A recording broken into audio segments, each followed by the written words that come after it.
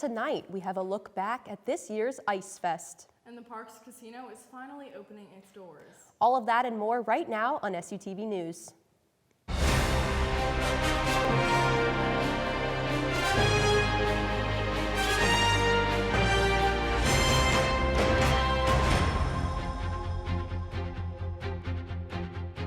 Thanks for joining us on SUTV News. I'm Bailey Casada. And I'm Haley Velasquez. It may not have featured the band Foreigner, but this past weekend in Chambersburg was definitely as cold as ice. SUTV's Carmine Chicatano has more. Thanks, Bailey. Sculptures and smiles lined Main Street in Chambersburg for the 21st annual Ice Fest this past weekend. Originating in 2002, Ice Fest has been an important tradition in the borough for over 2 decades. Mitch Schrader has been coming to Ice Fest for the past 12 years. He's one of the ice carvers for the DiMartino Ice Company, which supplied over 47 tons of ice and carved over 100 sculptures for the festival. He spoke to us briefly about the process of turning the ice into the works of art. Not everything is possible with ice, but we can usually find a way to achieve that. Get the pictures approved. We print them out in the shapes of the ice. We put a template on, so no matter what sculpture's on it, they know where to go with it. In addition to the sculptures, there were also other events throughout the weekend. These included a scavenger hunt for both kids and adults, a musical performance from the Cumberland Valley School of Music, and a snowfall ball dance workshop. One popular attraction was a 40-foot-long slide made of solid blocks of ice. On Friday night, the slide was staffed by volunteers from the Wilson College field hockey team, who volunteer their time every year. So coming out here and working as a team, working the Ice Fest slide is really important to us because it is one of the ways that we display our, passion for the community service. For SUTV News, I'm Carmine Chicatano. Now back over to you, Bailey. The long-awaited Shippensburg Parks Casino is now officially open. The 73,000 square foot casino features 500 slot machines, 48 electronic table games, and sports wagering. You can bet on your favorite college and professional sporting events. For those of you who are not 21, or if you're looking for a bite to eat while enjoying the casino, you may want to visit the casino's restaurant. Their restaurant, Liberty Bar and Grill, features a large menu with freshly made-to-order burgers, sandwiches, and classic comfort foods. The sports bar has 18 large HD TVs, a full bar with handcrafted cocktails, wine, and 16 beers on tap. If you would like to see the full menu or have any additional questions, you can visit the website at parkscasino.com/Shippensburg. It's important everywhere to learn about sexual assault training, but it's especially important on college campuses. 82% of on-campus assaults occur in the residence housing, and 79% of those instances involve alcohol. Here at Shippensburg, we have many outlets and trainings to talk about and prevent sexual assault. Shippensburg has a confidential resource center where you can discuss things without it being reported to Title IX, as well as being helped in the process of reporting if you ever need to. On top of the immediate help in the tragic occurrence of an assault, there's also more informational and preventional techniques and trainings like safe zone training, consent and safe sex, gender and body image, and many more are all at your disposal through the university. For more information on events and trainings, or if you just want someone to talk to, please visit the Cub 232 or reach out by email at page@ship.edu. RHA and MSA are teaming up for the annual Live at the Apollo. The Apollo Theater is located in Harlem and opened its doors in 1914 and has since been the home to some of the greats of Black culture, from the Queen of Soul and Ella Fitzgerald to the legendary stand-up of Richard Pryor. Some of the most iconic Black voices got their starts here. Similarly, the Live at the Apollo event is meant to be a celebration of those legends and allow students of all backgrounds to have an Apollo-style open mic experience. Plus, this year, the organization will be giving away a record player to one lucky patron. The event will be held in Stewart Hall on Thursday, February 9th, from 7 to 9 p.m. Entry is free. When we come back, we look at what we know so far in the Tyre Nichols case. Stay tuned. On January 7th, Tyre Nichols was beaten by Memphis police officers. and this past week saw release of the shocking body cam footage. SUTV's Adam Beam breaks down the case so far. It's an image that's unfortunately become all too familiar. Streets filled with outraged citizens demanding justice. Justice for 29-year-old Tyre Nichols, who died at the hands of Memphis police. Nichols was driving home on the night of January 7th when he was stopped by Memphis police officers. Nichols was quickly pulled from his vehicle. He attempts to flee after being pepper sprayed before 2 more police vehicles arrive. The 5 officers then beat Nichols, kicking him in the head repeatedly for about 10 minutes before EMTs arrive on the scene. However, the emergency services provide little immediate aid to the injured victim. 3 days later, he died in the hospital from his injuries. The 5 officers currently, Tadarius Bean, Demetrius Haley, Emmett Martin III, Desmond Mills Jr., and Justin Smith, are all currently members of the now deactivated Scorpion unit, and all 5 were fired as well, including 2 other officers involved in the incident and 3 personnel members of the Memphis Fire Department also being relieved of duty. Investigations are currently underway into the events of that night, with the Nichols family attorney certain that convictions will be made. However, his main target now is Congress and President Biden. He's calling on them to finally get serious on police reform.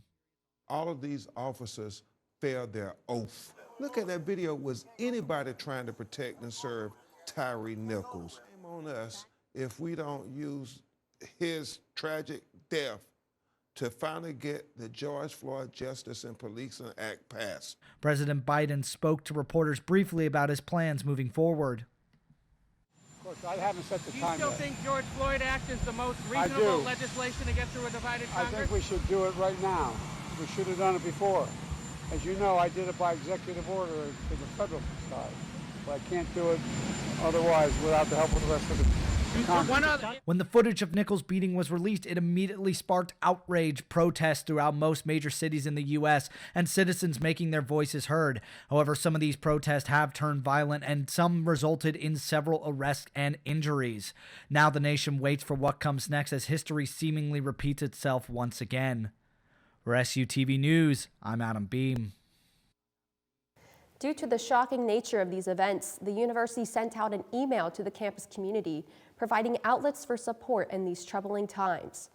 Dr. Manuel Ruiz wrote, "It is during these challenging times that we can reflect upon Shippensburg University's commitment to diversity, equity, and inclusion, and our commitment to continue working together and supporting one another," end quote.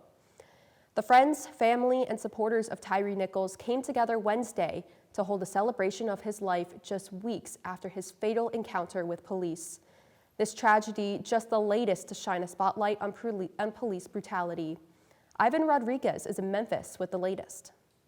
A Memphis community comes together in mourning.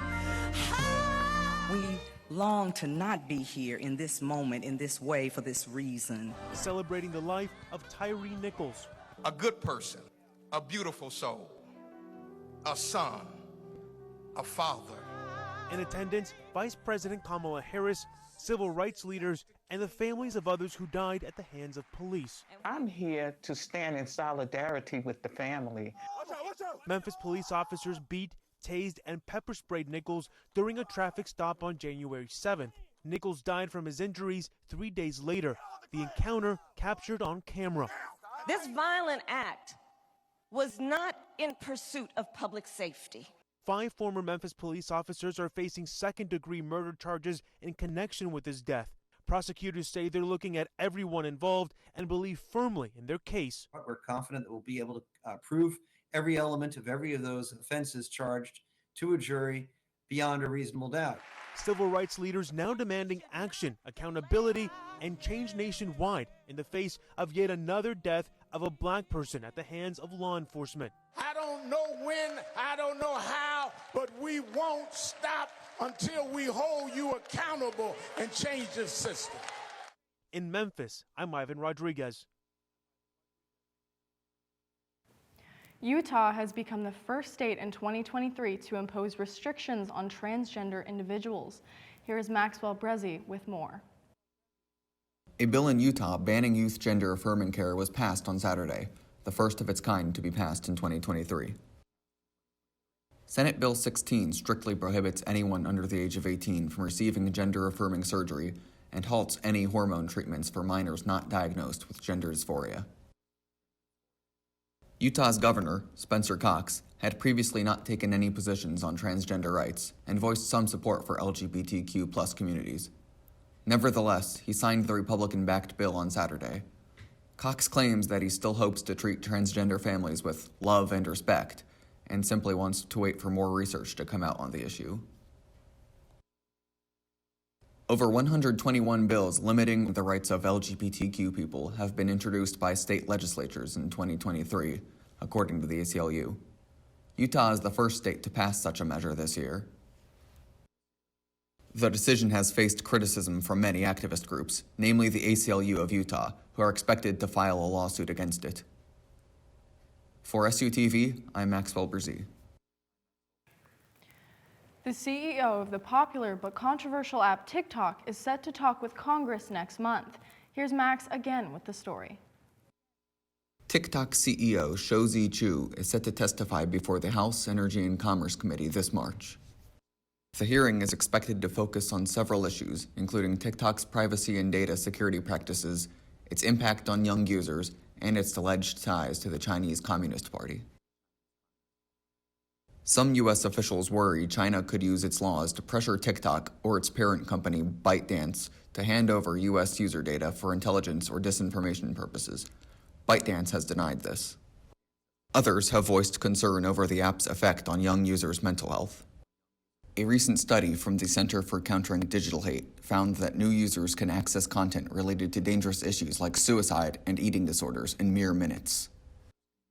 The platform has been banned on all U.S. government devices, and more than half of U.S. states have taken measures to limit or ban the app.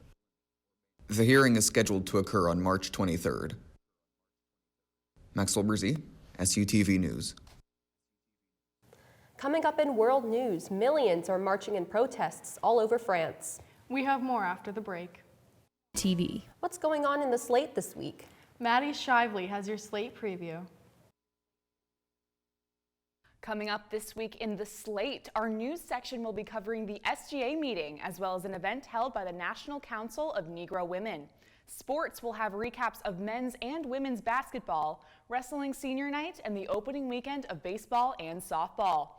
In arts and entertainment, we will be covering the Doo-Wop Project at Lours, as well as Contemporary Classics, a group exhibition from Heneage featured at the Kaufman Gallery, as well as a piece on female rage in film. Multimedia will feature a gallery from the Doo-Wop Project at the Lours Performing Arts Center.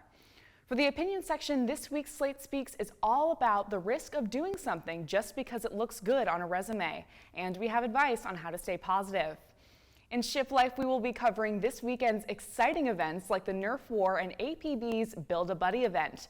We'll also be shining a light on Monica Lewis in our Student Spotlight, and in Slowly But Shively, my column, we'll be talking all about situationships. That's it for this week's Slate Preview. Stay tuned for next week's online edition. Don't forget to follow us on Instagram, Twitter, and Facebook at ShipUSlate, and be sure to read anytime at theslateonline.com. Now back to Haley and Bailey at the desk. One small piece of metal is creating panic in Australia. SUTV's Adam Beam tells us the latest for this week's world news. Adam? Massive crowds are filling the streets of France as the government stands their ground on their recent changes made to pension plans. Workers are protesting over government plans to change the country's retirement policies. The government wants to raise the age from 62 to 64. The last protests on January 19th against pension reform saw more than millions of people taking to the streets of France. According to official figures, unions are hoping to top previous crowds with each subsequent day, but as mentioned, the government has not budged on its plans. England and Wales police chiefs apologized for the 1989 Hillsborough Stadium disaster. England and Wales police chiefs have apologized for having profoundly failed those bereaved by the 1989 Hillsborough Stadium disaster and promised widespread policing reforms in a report published on Tuesday. 97 Liverpool supporters died as a result of the April 1989 disaster at Sheffield's Hillsborough ground. College of Policing CEO Chief Constable Andy Marsh said in a statement, quote, "When leadership was most needed, the bereaved were often treated insensitively and the response lacked coordination and oversight. The aim of this new review was to ensure that the pain and suffering of the Hillsborough families is never repeated, according to the College of Policing. It's like looking for a needle in a haystack.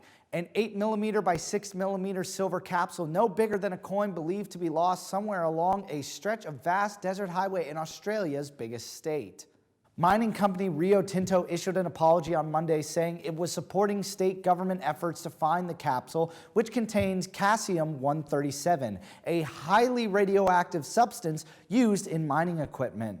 Rio Tinto said it had checked all roads in and out of Gudai-Darri mine site in remote northern Western Australia, where the device was located before a contractor collected it for the journey south to the state capital, Perth.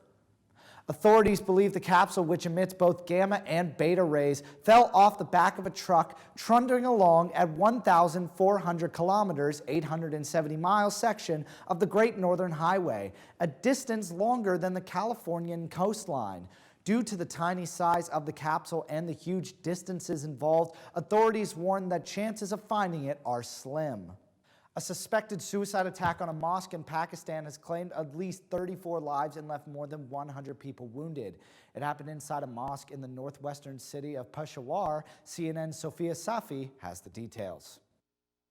This mosque, where the blast happened, it happened during Friday, during afternoon prayers this Monday, and it is in the police compound area of the city of Peshawar. So the majority of the worshippers in that mosque were actually law enforcement officials, and it's almost like there's a sense of deja vu for the people of Peshawar, because just last year there was a similar attack, a similar blast at a mosque in the city of Peshawar where more than 60 people died. We've been told that there are still people stuck in the rubble of this mosque because the entire roof fell in. So there are rescue efforts still underway.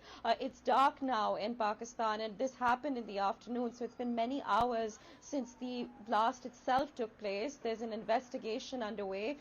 The Prime Minister in a statement said that it's a suicide blast. We're being told by police officials that it's probably a suicide blast. There has been in the past couple of months, and at least since the fall of Kabul in 2021, in the summer of 2021, there has been an increase in militant attacks in Pakistan, especially in the north of Pakistan. Islamabad, the capital where I am, has been in a state of high alert for the past couple of weeks. There was an attempted suicide attack in the heart of the capital city just in the end of December, just a couple of weeks ago. So there is this heightened sense of fear in Pakistan. There is this understanding that the situation, which in the past couple of years, the security situation in Pakistan, which had considerably improved, is not the same anymore. And like I said earlier, it's a sense of deja vu for the people of Peshawar, who have already suffered many such attacks in their city. That's it for this week's World News. I'm Adam Beam. Now back to Haley and Bailey at the desk.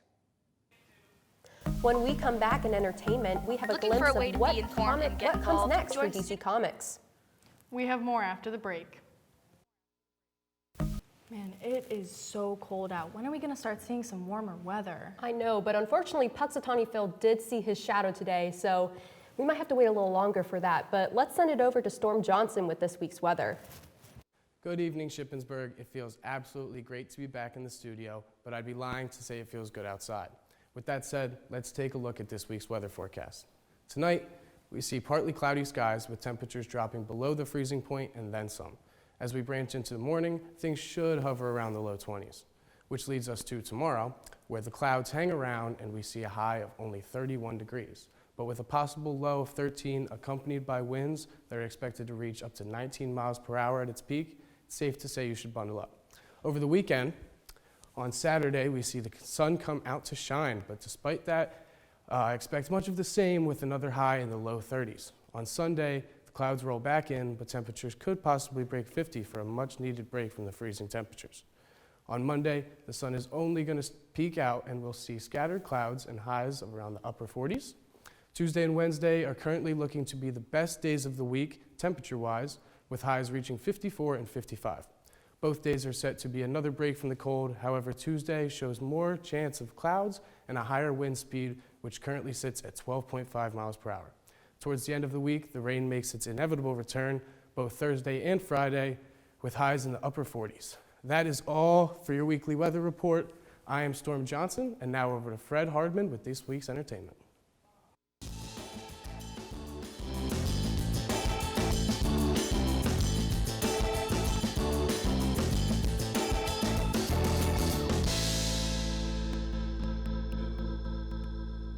Bayhive rejoice. Beyonce will soon be heading back on tour. Queen Bey announced the Renaissance World Tour on Instagram Wednesday. It'll feature music from her latest album, Renaissance, which has been garnering acclaim since it dropped last summer. Beyonce's official website says the tour will start in Stockholm, Sweden this May and will wind through Europe and come to Philadelphia in July. The tour will wrap up in New Orleans in September. James Gunn unveiled the future projects coming to the DCU this year and beyond. SUTV's Adam Beam gives us the latest. DC has recently seen some major shakeups over the past several months, from the merging with Discovery to a revolving door of leadership in new directions. However, the Suicide Squad director James Gunn has finally revealed the first couple projects that will make up a first part of the new DC Universe's first chapter. To the surprise of many, the first project out of the gates will be an animated series based off the Creature Commandos. Originally set in World War II, the team, consisting of classic monsters, will be set loose in the modern day. However, casting is still underway. However, James Gunn has made it clear that they are looking for cast members who can play both animated and live-action versions of the same character. The next project will be Waller, and we'll see Viola Davis reprising her role from the previous DC universe, and this goes to show that some cast members will bleed over into this new universe. One of the projects we do have a release date for is Superman Legacy. Obviously, the previous DC universe struggled to feature the Man of Steel, with Henry Cavill constantly being in and out of the role, but now a new actor will be donning the red cape and taking flight on July 11th of 2025. The other project with the set release date is the sequel to Matt Reeves' acclaimed The Batman. The film will be titled The Batman Part 2. Robert Pattinson will be returning, and the film will remain separate from the other films and shows. The film is set for theaters on October 3rd, 2025. Speaking of Batman, the new DC Universe will introduce a new Caped Crusader and a new Robin in Brave and the Bold. This will be the Boy Wonder's first big screen appearance since 1997's Batman and Robin. Other films up on the slate include a Green Lantern TV series centered around Hal Jordan and Jon Stewart for HBO Max. Paradise Lost will be set on Themyscira, although there's no word yet on Gal Gadot's return as Wonder Woman. Supergirl will also be getting her own movie in Supergirl Girl of Tomorrow. The last time she made her big screen debut was in 1984, although a version of this character will be appearing in the upcoming Flash film. And things are set to close on this first chapter of DC's universe with the Swamp Thing, which James Gunn promises to explore the horror of the DC universe. Many of these release dates seem quite far away, and that could mainly be in part due to the studio still having 4 films set to release this year, the last of the old DC slate. Shazam! Fury of the Gods will release in theaters on March 17th, The Flash on June 16th, Blue Beetle on August 16th, and Aquaman The Lost Kingdom will close out the year on December 25th. For SUTV Entertainment, I'm Adam Beam. The Dr. Phil show is ending after more than 2 decades on the air. 72-year-old Phil McGraw says he is stepping back from the daytime show for other ventures, but the former psychologist hasn't given concrete details on his future plans. According to a statement by CBS Media Ventures, McGraw will focus on primetime programming. They said there will be a new partnership scheduled for launch early next year. McGraw started his TV career in the late 1990s on The Oprah Winfrey Show. His own show premiered in 2002 and has remained in the top 2 spots throughout that time. Original episodes of Dr. Phil will continue through the end of the season. That's it for entertainment this week. I'm Fred Hardman. Now let's send you back over to the desk. When we come back in sports, the Hershey Bears celebrate a beloved tradition. And we'll give you all the details of the baseball team's season debut. Stay tuned. Was adopted from a rescue.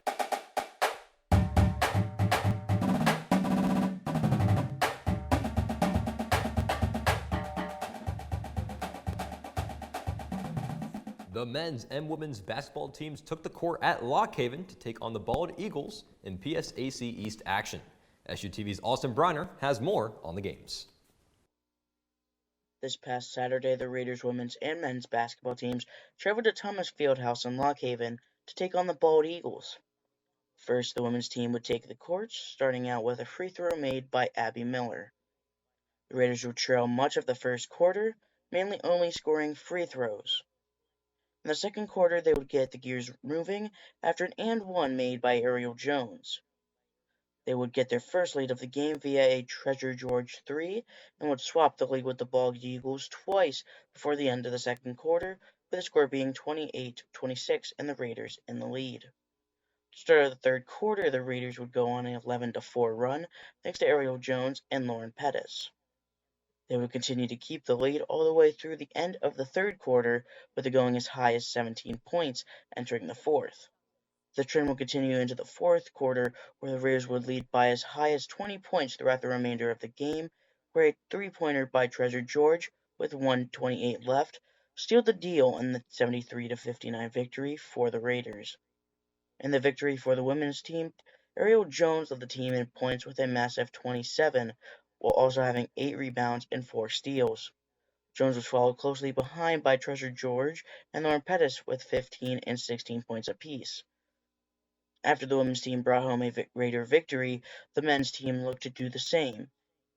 After being close through much of the first half between the two respective teams, the Raiders were able to start pulling away after a Lock Haven Eurostep layup by Justice Schultz. It was all Raiders from there, where they would go on to extend their 19-15 lead by going on a 10-0 run with 6 minutes left in the first half, thanks to Carlos Carter and Dom Sleva scoring 5 apiece during the run. The Raiders would keep their foot on the gas through the rest of the first half, letting the Eagles only get as close as 9 points away from tying the game entering the half, where the Raiders would lead 34-25, entering the second half of play. Entering the half, the Raiders would lead in all major stat categories with 5 assists, 22 rebounds, and also 5 steals. The second half would be much of the same for the Raiders, as they would not give the lead back to the Bald Eagles. The Raiders would lead by as much as 19 en route to a sweep at Lock Haven for the Raiders, with Carlos Carter leading the team in points with 22, and Dom Sleva dominating defensively and on the glass with 13 rebounds and 6 steals in the 72-61 victory. Next, the Raiders will be traveling to East Stroudsburg this Saturday in PSAC East action, as both the women's and men's team look to keep a hold of the top spot in the division. The Raiders will then come home next Monday to go up against Westchester University at Hyatt Fieldhouse, where you can catch the game live on SUTV Sports. That's all from me for SUTV Sports. The Shippensburg wrestling team went 3-0 in a massive Millersville duel against American International College, Thaddeus Stevens, and Camden County Community College.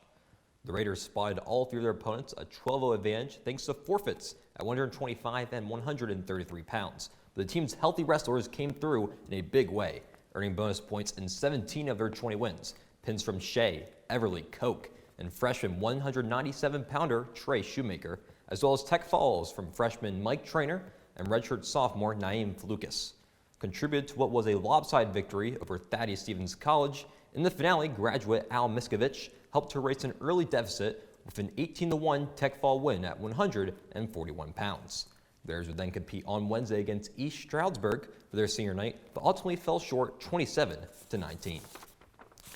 Well, baseball, they open up their season this weekend. The Bears made the PSAC championships for the first time since 2018. The Bears had 26-23 record last year, and the Bears were voted 4th overall in the PSAC preseason polls. This year's roster will consist of 15 returning players from last season, including juniors Joe Bararba and Jackson LoBianco, who were both named to the All-PSAC East first team. The Raiders start their season on the road in Salisbury, North Carolina, with 3 games against Catawba this weekend. They will then travel to North Carolina to play Mount Olive next weekend. The Raiders return to Fairchild Field on Saturday, February 18th for a 3-game series against Gannon. Over in the world of AHL hockey, the Hershey Bears are having themselves quite the year. The Bears currently stand in 2nd place in the AHL and 1st in the Eastern Conference with a 28-10 overall record. This past Sunday, the most famous regular season game the Bears annually have, the Teddy Bear Toss against the Bridgeport Islanders. What makes this game so famous is after the Bears' first goal, the thousands of fans in attendance all threw various stuffed animals onto the ice, all of which gets donated to children in need. There was just one problem. The Bears could not find the back of the net. However, the island, specifically Arnaud Durando, had much more success as he netted 2 goals in this one in the first period and another in the second. Despite 39 shots on net, the Hershey Bears, for the first time in teddy bear toss history, failed to score a goal. Fans were left stunned as the clock started its count to 0, with thousands of teddy bears waiting to be thrown. The PA announcer for the Bears announced that the toss would happen at the end of the game, but the fans, they did not want to wait any longer. With roughly 5 seconds left in the game, one fan threw a teddy bear, and then chaos ensued with the rest of the fans of the Giants Center throwing their teddy bears onto the ice. Myself included. Take a look at this here. Here I am with my Dallas Cowboys teddy bear. Not going to need that anymore. Go Eagles, go. And here I go, launch that sucker right onto the ice with all the thousands of bears. Absolutely incredible. Let's go Eagles. Anyway, despite the gut-wrenching loss, the fans still went home happy by setting a new world record by collecting 67,309 teddy bears for children in need. Truly a remarkable feel-good story. The Hershey Bears, alongside Chocolatown, USA, will look to regroup as they approach the rest of their regular season and look to bring another Calder Cup to Hershey, PA. The Bears are back in action at Bridgeport in a rematch versus the Islanders. Puck drop is set for 7 p.m. That's it for sports this week. I'm Jay DeRazio. Now back to Haley and Bailey at the desk. When we come back, one of YouTube's biggest creators is changing thousands of lives. We'll be back after this. Here's your check. Popular YouTuber Jimmy Donaldson, better known as Mr. Beast, is making headlines for his latest video. In the video, the 24-year-old content creator helps 1,000 people from all over the globe see again, with some finally being able to see for the first time in years. Since the video's release on Saturday, it has already cleared over 32 million views. Something like this is nothing new for Mr. Beast, as he's dedicated his channel to massive giveaways and charitable donations. However, this latest outing has sparked a larger conversation online. However, Jeff Levinson, the ophthalmologist who worked with Donaldson on the video, said, quote, "If Mr. Beast can light a fire, and if we can get governmental and private support behind it, we can end half of all the blindness in the world." That was so positive. I didn't see that coming. I know, what a great video. If I had to rate it, I would definitely give it a 20 out of 20.